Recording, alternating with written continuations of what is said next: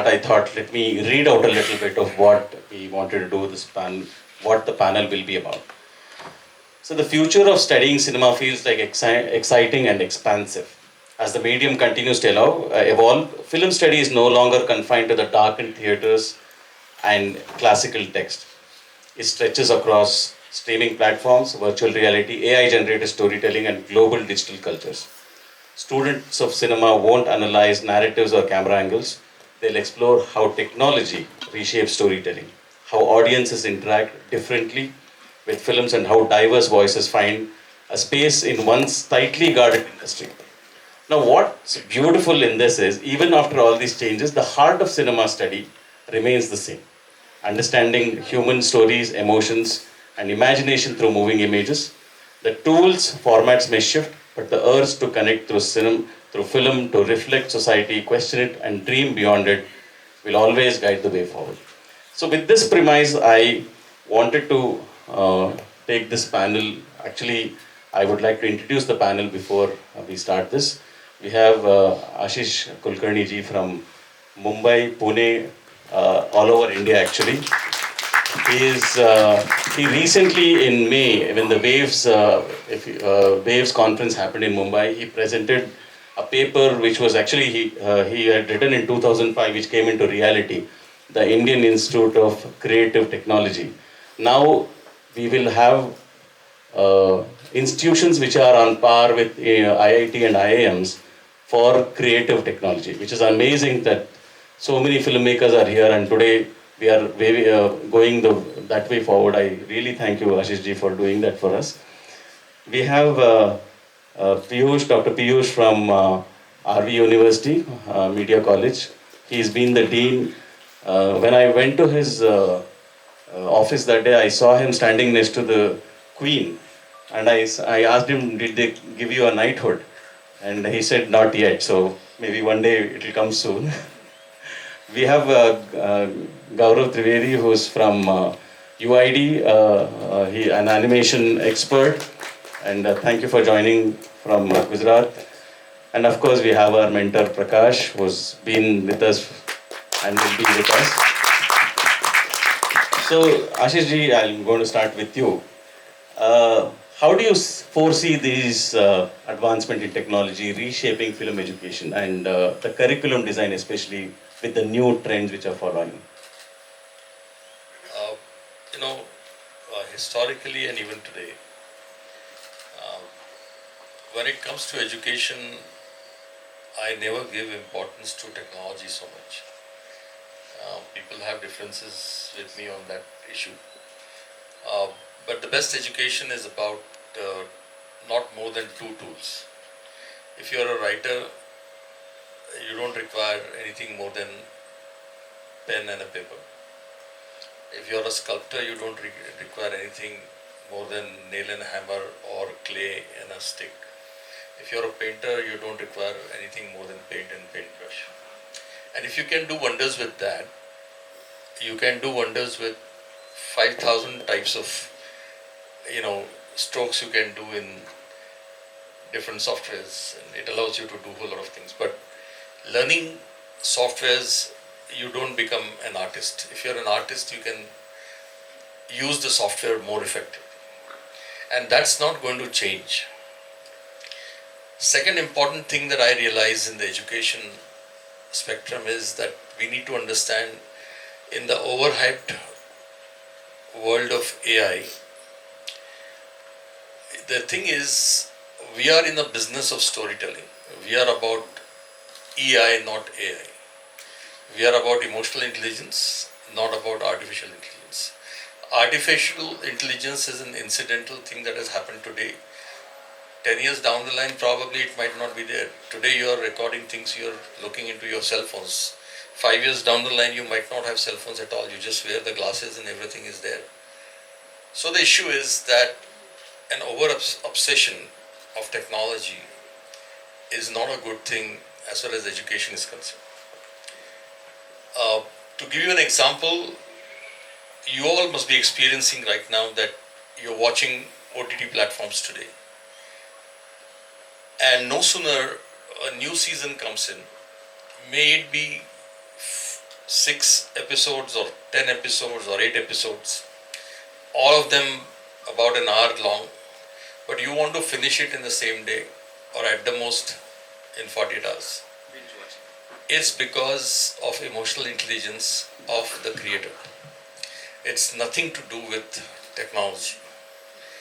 It's how they hold you with their acting, with their storytelling, with their setting of camera, the sets. So the foundation, according to me, will constantly remain. As long as you are strong with your foundation, nothing can move you. But if you get over obsessed with the technology, and then your education system shifts towards only trying to do that, you will see that your students will not last long into the industry. They will fall apart no sooner they have new challenges on the shop floor. So the education ecosystem has to have a right balance of both these things. You need to basically get them to adopt to the new technologies because the outputs are required from there. At the same time, many times we were discussing that the pre-visualization can happen best with the research of AI and many other ecosystems that are there. So you need to basically tell the students or teach the students how to be grounded, how to not lose focus on the grammar of storytelling, how to not deviate from the foundation, and how do you really adopt to every single scene that you create has to be immersive for the audience, and it has to make use of the right form of technology. May not be a single technology adopted everywhere. So what I'm seeing today is in the rush that people are wanting to, tick that I have taught so many softwares. What's going out, people don't know whether aesthetically it's correct or it is a good film or a bad film. Just that it has come out of AI and you just want to put there because today you can put anything on the YouTube, you can put anything on platforms.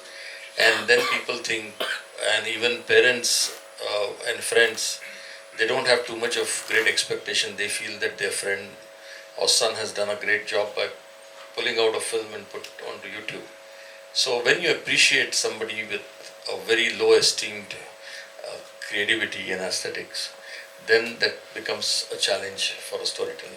So those storytellers who actually make sure that when it comes to the education, you are imparting something which is more experiential for the students, and it is also more to do with the foundational programs. Their students are going to last long into the industry. Very well said, sir. Very well said. Actually, I remember a small incident. We were doing a course on cinematography, and I'd gone to one of the media houses to discuss, and we were just gently talking and how we can collaborate. And he said, "Why don't you do an editing course?" I said, "You have so many editing people here. Why are you asking me?" He said, "They know the tools. I want you to teach them edit because they can't think about how to cut a film. They will only know how to use the tool. So if you can teach them, we can, train them faster. But otherwise, they're just templating everything and putting in through." I think one of the examples I want to give you in animation, you only create those number of frames that are required because otherwise it's very expensive. It's in live action today because of the digital ecosystem. When it was on the film, it was very costly to shoot and you cannot do excess. Today, because of the digital garbage that you create, you shoot as many number of times and then you want to take the best out of it. And people feel that's editing. That's not actually. In animation, you have to edit your story 1,000 times before you are going to put that, because in the pre-production and your storyboarding and the animatic that you create, in the line drawing, you will be able to see the whole film of 100 minutes into 60 seconds into 24 frames per second. And that needs to be constantly edited at that level and made sure that you have a sharp story that is coming out. And the first edit starts in the story, the second edit is in the animatic, and when the storyboard is put together, and the third edit that happens in the final film.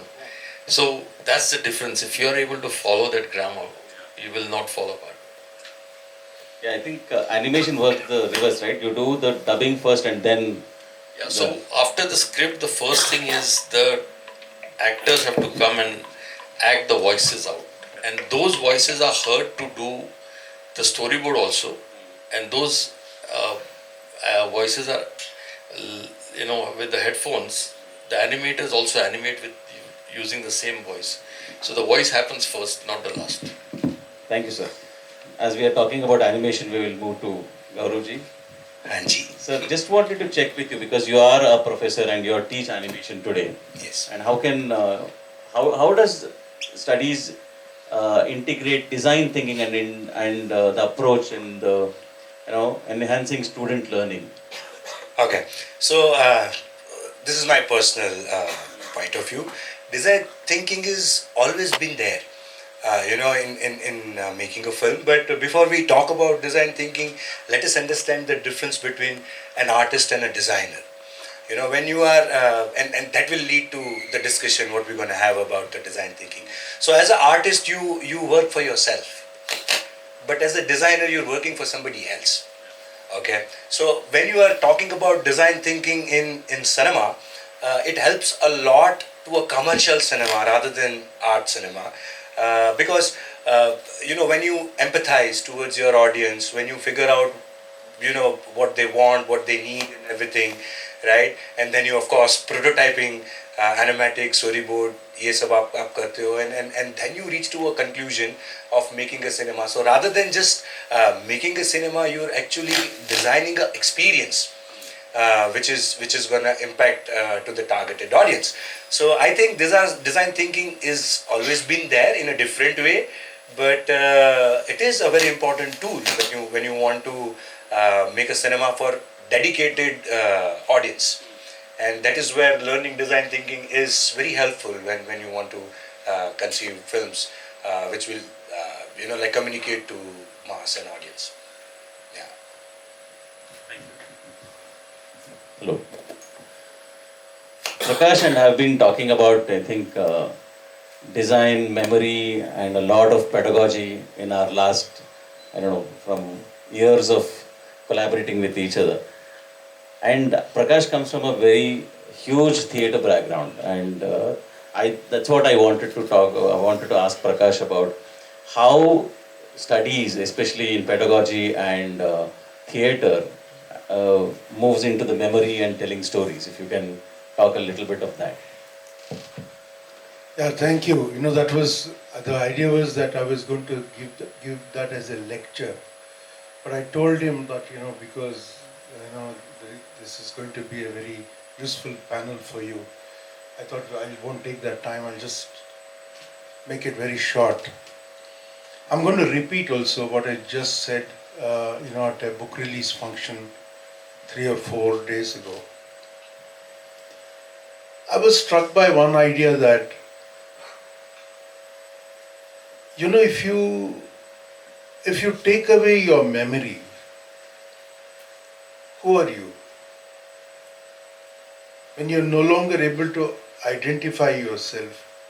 There's a very good bit in the Robert Ludlum story, not the movie, in the Born Identity, the first one. The story is that he's lost all memory, and he's sitting on a ship. Some doctor has operated on him and he's recovered from whatever he had gone through, but he has no memory. And then there is a fight, and he suddenly, he has muscle memory. He gets up and he actually beats up people.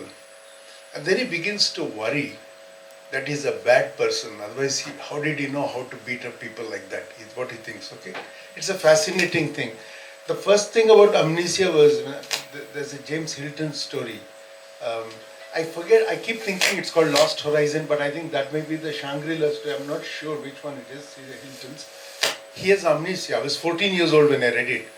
It was just like a shocking idea to me that somebody can lose their memory. They don't know who they are. There's a book called Tightrope Men, I think, by Desmond Bagley, in which he comes in the morning. See, many of you who make short films, first you'll think of actually shooting in front of the mirror, brushing your teeth kind of thing. It's really important. See why you want to do that. Think about it, okay? Anyway, he goes and to brush his teeth and he can't recognize the reflection. He does not realize who is that person in the reflection, he thinks. It is a very fascinating thing. And I said that in the book release function because I said, when you don't have memory, if somebody tells you this is who you are, okay, and they create enough what you call corroborating evidence, you'll accept that that is who you are, right? So what happens to civilizational memory, I asked. If you, in a civilization, if there is a systemic or not systemic effort to remove your memory, and if you don't treat it as a political question, just treat it as a psychological, personal question. If your memory has been erased, and somebody says, this is your history, this is what happened to you, then what happens? You begin to say you accept it to a very large extent, especially if you go to school and college. You'll be free if you don't do that. But once you go, somebody tells you, and a big conflict comes when you'll get a filmmaker or a storyteller who will come and say, no, this is not how it was at all. Something else happened. And all hell breaks loose because, it's just like that dismantling of identity or reconstruction of identity is fraught with all kinds of problems. So, in conclusion, this was going to be the lecture, okay? So, in conclusion, I'm saying, the only way you can be original is to tell your story. And it will be unique to you. I used to think we should make, political films and, tell great messages and, really no. You can use that. But the thing is, you can only tell an authentic story from your experience. Okay? And in the effort of actually telling a true, honest, gripping story, you will actually evoke your dormant memory. Now, what is dormant memory? You remember all the stupid pain that has happened to you. Actually, in the large scheme of things, what has happened to you is really trivial most times. It's really nothing. Maybe what you've done to others is much bigger. And and what's happened to your neighbor or a friend or somebody you don't know, people who appear in stories on television or in newspapers, ghastly things have happened to them. Those stories are big. And there may have been moments when you feel, like we say, Ayo Papa, There may have been moments like that. And if you can actually, in your effort, in your search, you can actually pull those memories out, then you can tell stories of scale and significance that will impact the lives of other people. So I feel the new education, because we need to go back, because whatever you say, technology is a very major input in moving images. And the use of new technology will completely change the possibilities of filmmaking. And if you don't embrace those new possibilities and work, because you can ask the question, why do I need AI? I've got actors and I've got a set, I've got everything, I can do this. You can do it, but you can do it better if you can embrace the technology. That's it. So I'll just close that question at that. If you ask me something else, I'll say, but you had some question on theatre, you come to it later. But right now, this is it. New education in storytelling, whether it's theatre or cinema, it has to be that you should do a critical inquiry about yourself. If you know yourself best, you can tell unique stories that nobody else can do. This is what I'll say. Okay? Thank you, Prakash. Thank you. Dr. Piyush, I have visited your campus and I've met many of your students. Very interestingly, I see that you are adapting curriculums which are happening like yesterday. Means what innovations are bringing or announced, you're already talking about it bringing as a course. I was very amazed on how you are looking and talking about it and bringing it alive. And for example, you have a course on prompt engineering, which will help your students. What are these curriculum representations you are trying to bring in with, and what is the diversity you are trying to bring in with cinema studies in your course, if you can talk about it? Sure. Going back to the image that you talked, so the question that the Queen asked me was, how do you teach Bollywood to British students? And that how is very important, because what can be done through various ways, but for that how you need the teacher and the human intervention. So I think that's the core of our curriculum, because we do offer programs that train future animators, filmmakers, actors, journalists, but they all have to do one common foundation. And where the foundation has courses like reading, writing, thinking, literature, philosophy, and also even this whole activity, like all our students are here, and we have turned it into a 2 credit module, because I think if they're doing a course in film curation, what they learn in the 4 days here, an entire semester can't do that. So this is, I think that's what curriculum of the future has to be, connective to the changes, and like just watching the films, that's such a huge training. When I first enrolled into my MSc Film Studies program, I know in FTII and all the film training institute is mandatory to watch a whole range of cinema. And that's part of the pedagogy. But even in a program like Film Studies, the first thing our program director asked was, what's your movie diet? 3, 5, no, you're not for this program. It has to be minimum 15. And so I did my MSc in Edinburgh. Every day they used to curate after hours. One day it would be European cinema, then Latin American cinema, then Hollywood. And so I kind of filled up the gap, and we started something like South Asian cinemas. And then it has run for 5 years now. So I think that's one thing, watching films. And this multidisciplinarity liberal arts foundation is, I think NEP also talks about that. We have courses like self-awareness, environmental awareness, and it's really tough sometimes to convince animation students, why am I supposed to study history and literature and all. But I think you can't escape history, as sir, you rightly pointed out. This whole thing about constantly revisiting, and more as we become a very visual generation, our documentaries are our future visual textbooks. They are the textbooks of the future. So, Actually, I remember once we were discussing, and Prakash had mentioned, we'll teach history, not history of cinema. What will I do with history of cinema? I can watch it on a documentary. But history, if I read, I can write stories. So it was a very interesting thing. And Ashish sir, see, you have been in the space for last 30 years, especially in the animation, ABGC sector and VFX, especially now AI generation. And now the students' skill sets are changing, and you have also been in the skill development. What are these now? What kind of students are you looking? What are their skill set? What are you? How are you going to now? Like I think Piyush sir was saying, engineering students are saying we don't want to do engineering. We want to do AI developed courses.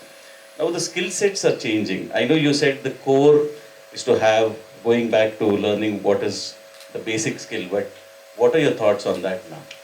So I think what has happened to India after the NEP 2020, and I was a part of NEP, is very important. We never gave marks to creative arts, performing arts, design and sports in the school education. We still don't give. NEP is mandated it, but we are struggling to make it happen. It is mandated from the 6th grade onwards. Many state curriculums have not adopted to it. People who are in opposition, they say that we are not going to adopt NEP. And I think I wonder a lot that the students are going to miss out. This is a chance where the creative arts, performing arts, sports and design is going to be at par with science and commerce. Why only science and commerce? And even if we had arts, it was about literature, economics, philosophy, psychology, nothing beyond that. So this is the first time that we need to deal with students in the school first. The foundation has to be right in the school.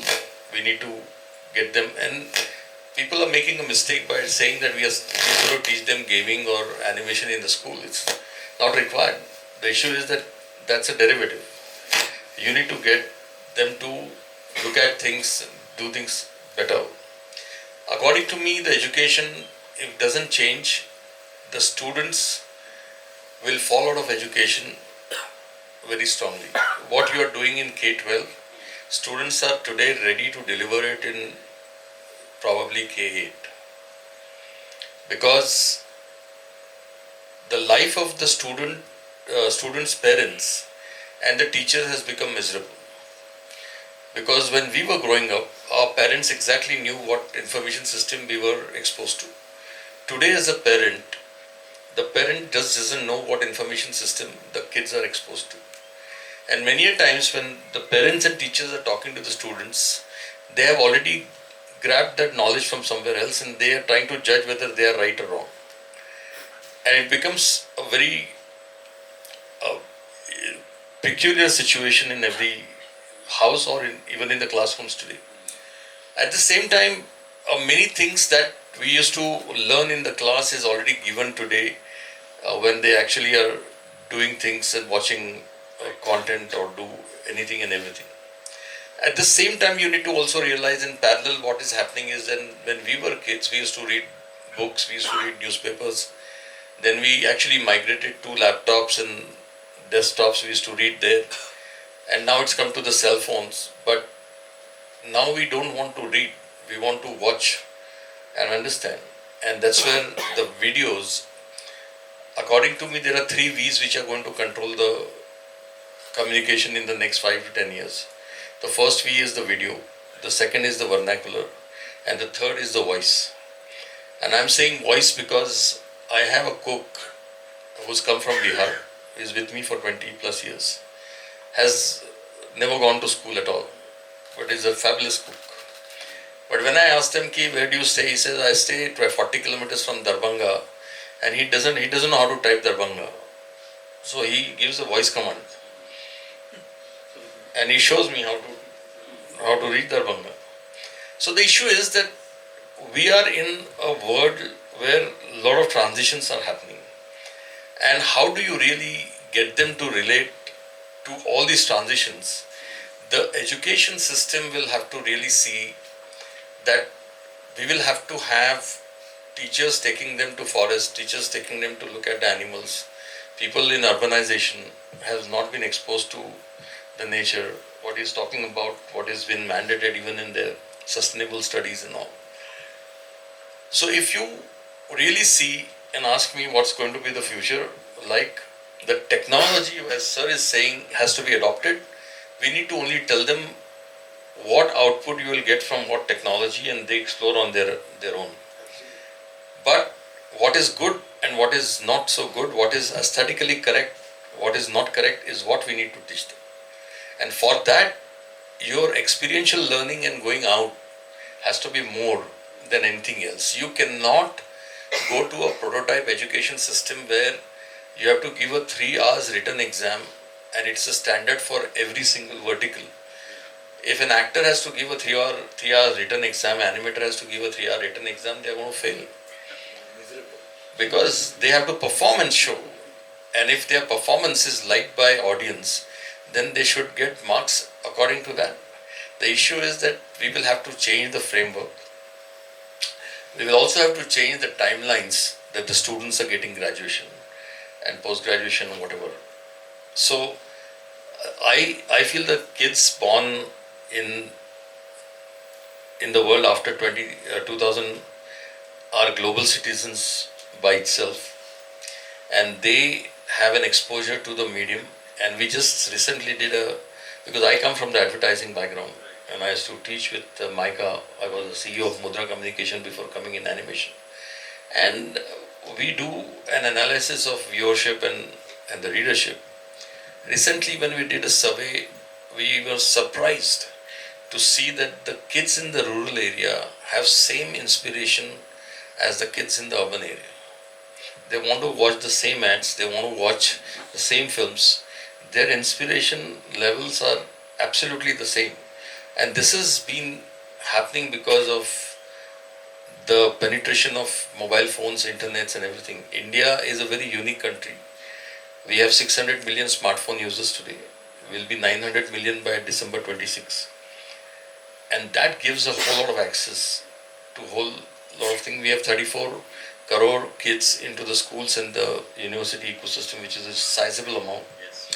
And that whole ecosystem is just the education system that we have is just not geared to look at the needs and the creativity that they possess because of where they are born and what they're doing. Now we need to really see how do we channelize that properly and where the intervention of technology is going to be important and where it's not. It is going to be inevitable not to have technology being used, as Sir said. It has to be used because all outputs are going to be like that. But how do you really make sure that you also make it commercially viable? How do you make it interesting? Because there are many stories. How your stories are going to be remembered is going to be the key. And I think that's where we need to build a differentiator. Very nice. Very nice. I think, as you mentioned, it's going to be a level playing field across now. Not We're struggling. We want, means all creative people, like including Sir, the amount of struggle for the last 2-3 decades. Even you, who have been actually pushing the agenda, it's not easy. But at least today, you have been able to convince your Prime Minister, your Minister, to talk about animation gaming from the Red Fort. It's a different thing altogether. Today, they recognize this as an industry. And Waves itself. Waves itself is a big statement. absolutely, absolutely. It's a very big statement. I think I not only request, but I think you should attend the next waves because I attended it. It is going to be one ground where a lot of creators, people who can support creativity and funders, producers, everybody is going to be on one platform. And it's one space where you can meet them face to face, you can pitch in your ideas, you can talk about your stories. And I think it's a big creative field which is being done. You'll be given funds as well, and Yeah. if your ideas. Yes. I think most importantly, in the last 5 years, we've been able to convince the government to put funds for co-productions, for productions, Fantastic. for incubating ideas to Yeah. product level, and to also have an additional fund to pitch those ideas at the national forums and the international forums. Right. So I think the environment is improving for our kids, and they need to make it happen now. Absolutely. Thank you, sir. While you were talking, I remembered one conversation we were having, and once somebody asked, I think Prakash only mentioned, how do you test a singer? Asking them to sing. That's the only way you can know that person can perform. So yeah, I think Gauravji, I wanted to ask you about how is the rise on the new media formats, like the web series, the VR, the AR, the AI, and how is your system and in your space dealing with that? So we have to live with the fact that cinema is no longer, dark room experience, which it used to be. It is spread across a lot of different platforms. I mean, people have access over the phone. It's spread it to their headphones. It spread it to their, headset devices and everything. And who knows? There are going to be, more things coming up. So, in fact, OTT platforms and the way cinema is being consumed nowadays has kind of 3 layers from my point of view. One is it has changed the way cinema or the content is created, very importantly. Because pehle kaisa tha ki you have like a movie, the guy is going to sit there throughout that 1.5, 2 hours, so you can work on 3 acts, this, that. But now when you talk about episodic, like what sir was saying, you have to do that on the episodic basis to keep your audience engaged throughout your... So creation is going to change. The grammar of creating cinema is going to change. In fact, if you check Netflix demands for 3x structure per episode. So it's something. It is pretty much the same what it was, but it has to be recut and reshaped to meet this requirement. Second is how it is consumed, because like I said, you have OTT platforms and you have. In fact, there is one more thing, new thing coming up. It's called open theater, right? So even in Netflix and Amazon, you get the subscription, and then whatever content is there, you go through that thing whether you like it or not, right? So but there are people, one of my friend Anand Vats is working on this open theater where you actually pay for what you want to watch rather than paying for a subscription. So the way cinema and content is consumed, that is also changing. And thirdly, and very importantly, the horizon has expanded. Back in the days, if I'm making a movie, for example, for my local audience, then it remains local. But nowadays, because of internet and everything, it can be accessed. In fact, I was having a chat with this guy, Karthik, and he shared very interesting experience. He made a. Did any of you attended his workshop, Karthik? The animation Karthik workshop.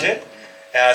So what he said was his film didn't do like well in India, but surprisingly it did really well in Russia, and it did really well in Italy. So people from there got connected. So you have a very expanded horizon when it comes to your audience base. So there are challenges, yes. Maybe you never know what kind of new things or platforms, like what sir said, even phone is gonna vanish. You'll have just the glasses and sting and then just enjoy the movie and everything. So it is a challenge, but if we keep faith in the foundation, how cinema has evolved over the period of years, just trim it and like shape it for the requirement of the current industry, I'm sure it's going to go forward. And it needs to be done from the education system itself. Rather than it being just a talk, people and I would request you, sir, to do that, because you are the one who are communicating with government about our industry and everything. So it needs to be rethought out a little bit, but yeah, challenges are there. Yeah. Thank you. Last two questions and we'll open to the audience. Piyush sir, you have collaborated with Hombale, and a production house, and which is collaborating with an education institution. This is a very unique thing where that your students get to not only go to see the actual cinema set, get into the process, and they are going to also be part of your curriculum. So what is this collaboration, and what are the new things which you are getting involved in cinema studies today? So, I guess Kumbhale doesn't need any introductions in this space. Now, but the discussion came forth from this idea that there are many technicians in Kumbhale who are very famous. They've been working for years. But how do they adapt to the new grammar? So they wanted some place where the technicians can go for a short training, get into the space of what's happening globally. I mean, just to give a simple example, if we look at the narrative format in a feature, the standard structure is you have a plot, you have a character, and then comes the setting. OTT is just the opposite. The setting is more important, then comes the characters, and the plot can completely change depending on which character is popular in which season, some new plot devices. So these kind of things. So that's how the conversation began. What do we do with that? The other thing was that then we thought, like, for students who are working, it's a great help to be associated with a studio. You get from getting the used props to taking them. So we had taken all the students to the sets of Kantara, the Kantara 2, and it was amazing to see how they recreated an entire landscape of huts, and there were 150 people, cast and crew staying there, and the whole tam jam of it. So I think that also gives them an idea about the scale of production and how big the industry is, and that it is not just the one or two people who we see in the front, the whole thing. So I think for a studio that's a great thing, and for us as a school having a studio which is making these continuous productions. It's a great place to go and learn. So yeah, that's how it happened, and now they are also very keen on looking at the. So our students have the opportunity when they doing their graduation film to go and pitch.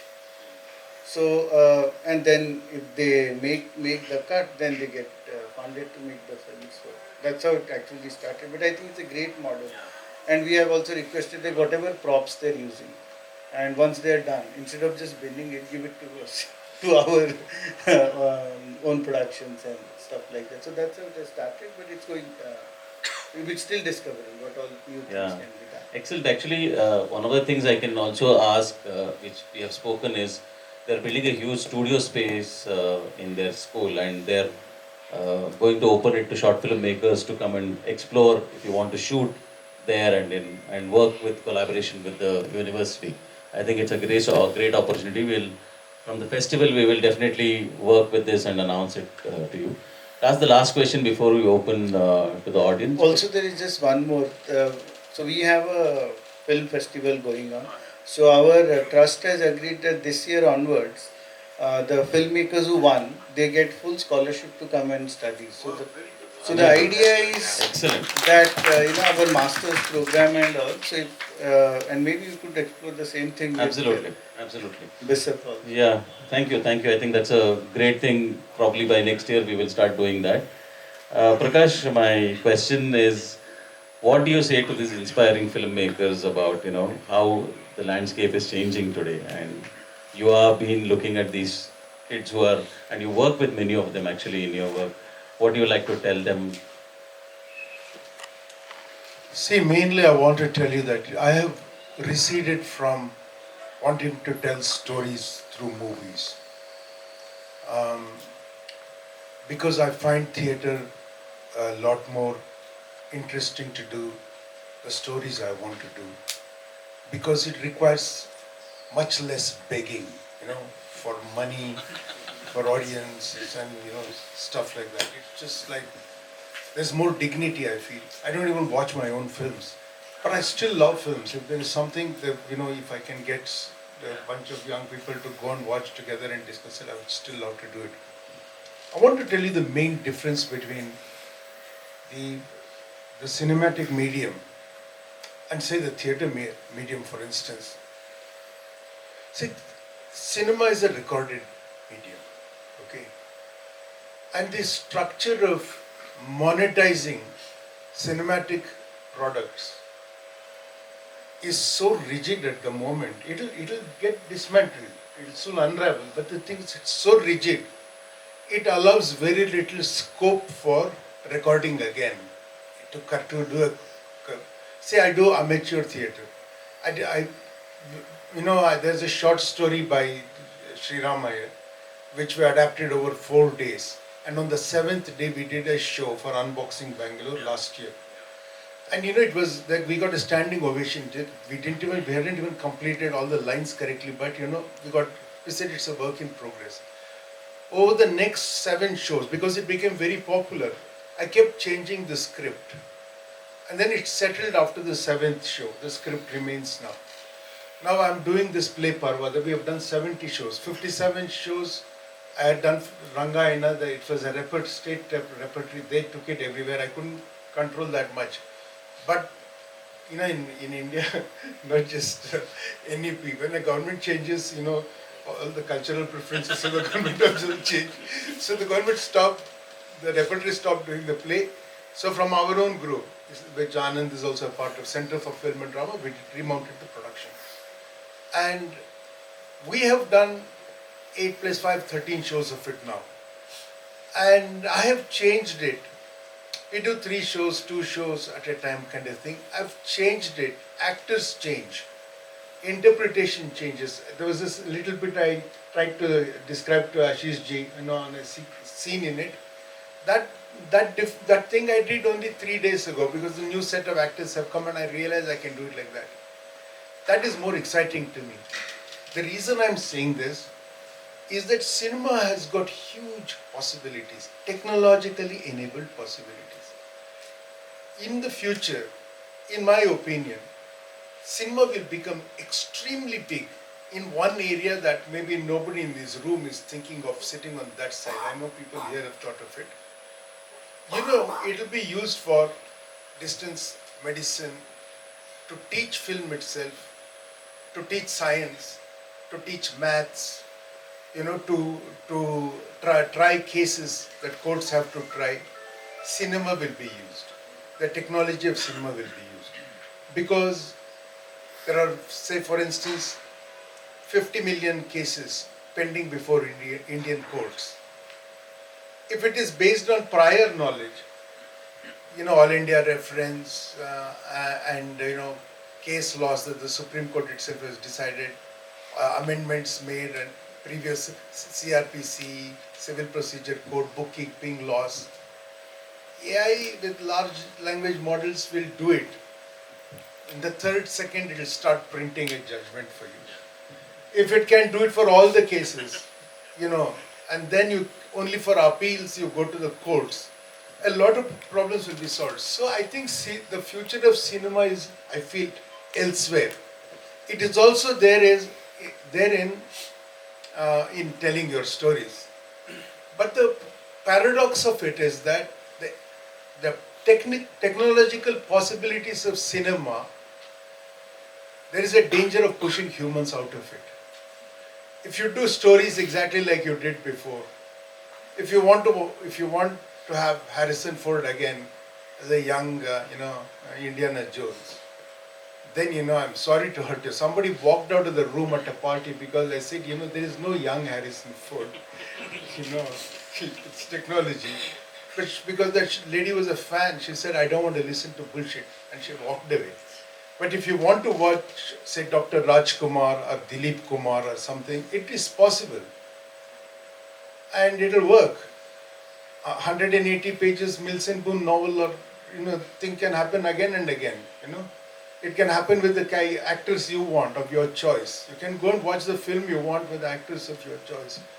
You can have, I always keep telling Anand, we should explore this idea that we can get an NFT or something from Steven Spielberg. And in Kannada, he does filmmaking courses at Suchitra on this screen. Completely possible, Yeah. So what I'm saying is, it is because of the technological possibility that those of you who want to become filmmakers to tell stories, you should worry. But if you know the skill, you'll be much in demand because it will be applied everywhere, in every aspect of life. I always tell Anand that one wall of the house, it will not be one wall having a TV set, or a screen. One wall will be a digital video wall. And you can talk to dead people, You'll not miss them at all, You can talk to dead people in distant places. You can talk to actors of your choice. You can be a fan, and the AI versions of the actors can talk to you. Like that it will be. It's like mind-boggling, different it will become. So what I think you should prepare for is that you must first embrace the technology and learn. There is no way out of it. Don't kid yourself. Never, if there is a course that comes in the future as AI studies or something, surely they will do it. Those who have done humanities, no offense meant, okay? But you'll think of, digital media studies and all that you'll do. Just no use. You have to learn it. You have to figure it out, okay? You have to learn it. I was thinking of a short story, just as that came to my mind just as we were discussing. We had in National High School, we had a course on drawing. It was a very different kind of school those days. And we never gave it any attention. We were not interested in drawing. And there were boys before the teacher came who'd go and draw completely strange stuff on the walls. There was one student friend of mine called Ramesh, C.S. Ramesh, very good. He would do very good drawings, And he would, as soon as he walked in, he would get angry at the drawings to the drawing teacher. Actually, he was not so skilled. But he was teaching drawing. It doesn't have to be skilled. The short story is that he gets angry with the student first, and then he uses the student to illustrate. He says, he talks the theory. and the student illustrates. Basically, it must be led by the the potential of actually expressing it, not theorizing it. In which I think all of us seem to be in agreement here. So first learn the skill, intuit, go back in your life and think of experiences that happened and see if that can inform it and make it more sensitive and better. And then listen to a master or a guru who will say, you could have done this better had you done this, and because that person will explain. And that is how you learn theory on it, I'm saying. I'll tell you one short story and stop, very short one. In Reader's Digest, in those days when we thought Reader's Digest was a very good thing to read, we used to get it at home. I think I've read every month Reader's Digest for some 16 or 17 years, and I matured very late because of that, because completely one-sided rubbish used to come in there, which we didn't know before. See, that's what happens when you don't know history. You'll believe anything that's told to you. But they used to have these short snippets of personal stories in it. And in one story, and it's so beautiful, see, in one story, there is a man who's invited a friend to his house, and they're discussing in front of the fireplace, they're having drinks. And the child runs into a 6-year-old child runs into the space. And the father is irritated because he is talking to a friend, and the child is a nuisance. He calls out to his wife too, And the child has got a question, because it's asking, how does wood burn? That's the question. How does the wood burn? Because it's giving heat and flame. The father has no patience to answer it. Actually, he doesn't know how to answer it. That's the reason. But he has no patience. He says, get out, I asked a teacher once in 5th standard, why does rain not pour out of the end of the cloud? Why does it all come together at once? And the teacher made me stand outside the classroom, So the father gets angry, but the visitor says, come and sit, and he puts the child on his lap and he says, the sun is there. It actually, light comes from the sun, and it goes into the tree, and goes into the wood.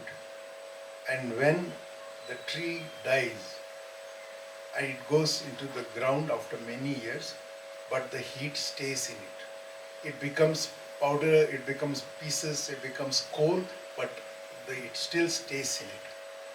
So whether it's wood or coal, it will stay in it. And then when you take it and then you burn it, because it's taken so much heat and it's taken so much light, it gives out the light and it gives out the heat. Broadly, very scientific, that is. But it's told as a story. Now if you can tell this kind of thing, this kind of examples, it will be much better storytelling in education, than what we're getting in classrooms, which we dreaded. So think about it. It's a completely new world. It is possible, it's a dangerous thing to say, but it is possible that what you learn in your formal education will be of really no use to you at all. Okay? The only thing that will be useful is maybe if you have learnt English, it's useful to access information for some time now. Good translation will happen and you'll be able to access in the language of your choice. See, literacy and illiteracy are artificial things. It's only because you invented the alphabet that illiteracy is there. Otherwise, what does illiteracy mean? It doesn't mean anything else. Okay. So, if you had given access to everybody would have been literate. It was denied to some people. If I don't give you a cell phone, then you'll think you're stupid. That's how silly it is to make this. So think about this. Think about really learning as you're sitting, as you're talking on the phone. Look at all its possibilities and wonder how it can do what it is doing. Wonder. Don't say I don't like maths. Okay? If you wonder, you can ask somebody who knows maths, who will tell you, just as that visitor told the child what it is. Somebody can tell you. Be curious and keep learning, because what you know, what gadgets you know, what softwares you learn, all that may become obsolete in maybe 2 years, 3 years from here on. So be prepared to always prepare, So There is no end point of education. Now I have a certificate. Don't worry about the certificate anymore.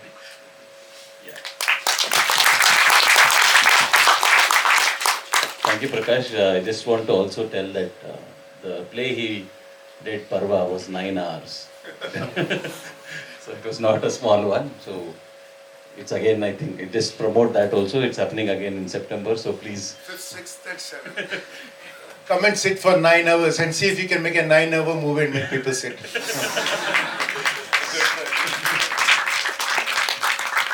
Thank you. I think I remember once we had gone to meet Anantmurthy and he said, when the person invented the first alphabet, the other became an illiterate.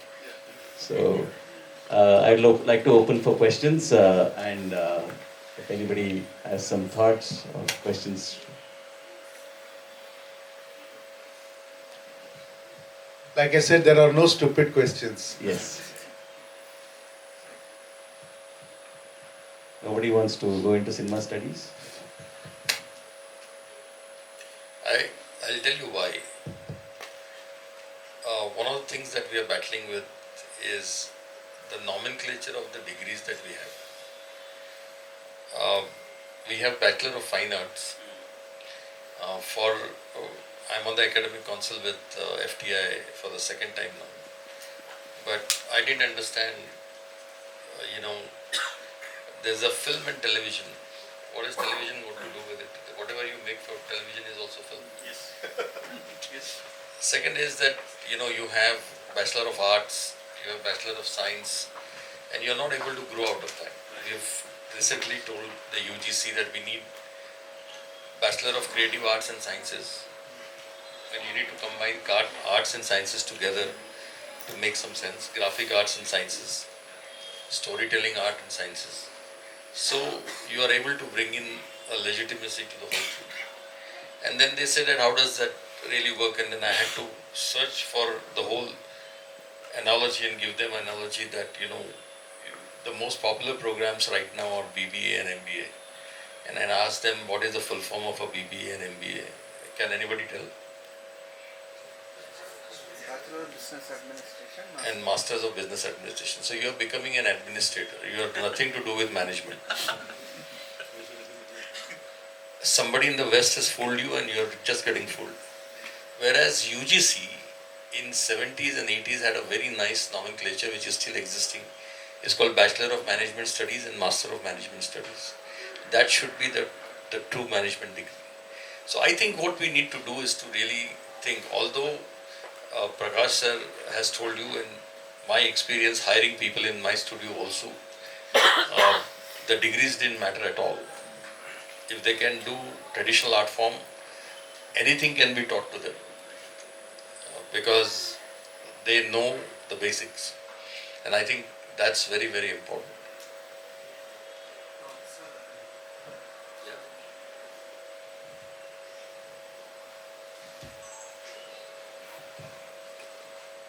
Sir, I want to share a small anecdote which gives a lead to the question.